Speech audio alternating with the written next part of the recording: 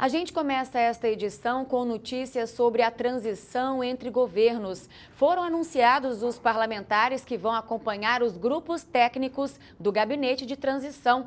E hoje tem agenda movimentada em Brasília. Quem está lá? O repórter Glauco de Queiroz, que conta pra gente. Boa tarde, Glauco. Olá, Flávia, boa tarde para você, boa tarde a todos. É uma agenda aqui, né, no CCBB, base do governo de transição, está bem cheia, né, nesta manhã e ao longo do dia. Hoje à tarde, o vice-presidente eleito Geraldo Alckmin, ele se reúne com representantes da Frente Nacional dos Prefeitos. Agora de manhã, ele participou de uma reunião do Conselho Político de Transição, né, junto com líderes partidários. E segundo a Gleisi Hoffmann, né, que falou agora há pouco com os jornalistas, ela que é a coordenadora aí desse conselho, a reunião tratou basicamente da PEC da transição, né? Ela falou que existe um consenso, né, entre eles sobre o valor extrateto aí para o Bolsa Família no orçamento, que seria de 175 bilhões de reais.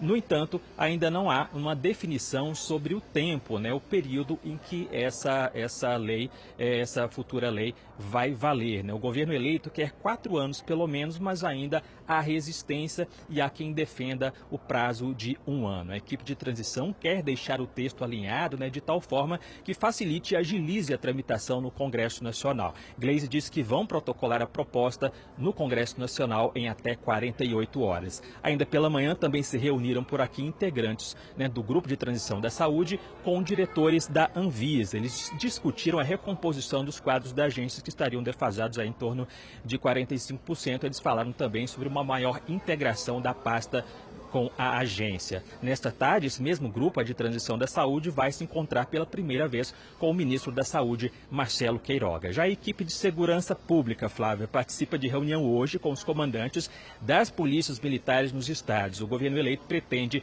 instalar um regime de colaboração com essas forças de segurança. Ontem, a transição de governo anunciou os nomes dos parlamentares que vão ajudar na transição lá no Congresso Nacional, né? Eles vão ficar de olho nos temas aí de interesse da área de transição que tramitam lá no Legislativo. Vamos ver mais detalhes sobre isso na reportagem.